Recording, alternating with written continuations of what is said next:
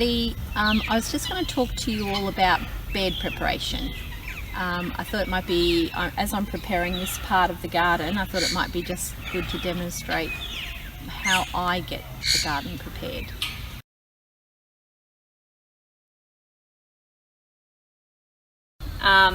This is a broad fork. It's a great big fork, as you can see. And I use it a lot up here because I can't use a tractor and the tiller. So I'm going to give you a demonstration, and even though I think I'm heavy, I'm not heavy enough sometimes for this. The soil's a bit harder up here because I did rest this over the drought. But basically, you stand on it,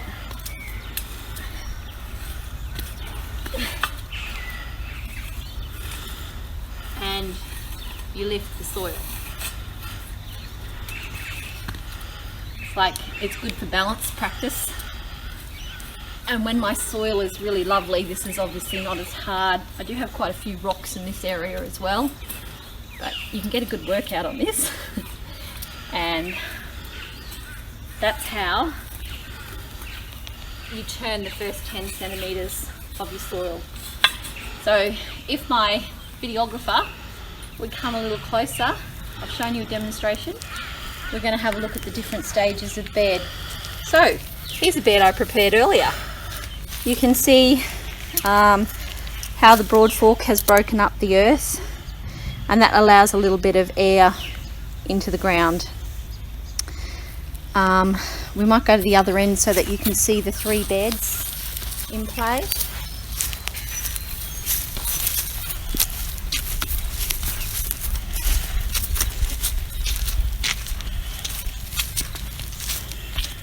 So the first bed has been broad forked and it's a bit rough and you can still see the weeds in it. Then when I come to the second bed, I've used the hoe just to go through and get all the loose weeds out. Smooth the lumps, and once I'm happy with that I've got all the weeds out, I then mulch it. So you can see the 3 stages of actual soil preparation. You may notice that I have a string line in place, and that's because when I farm I like everything straight, and that's just how my style is.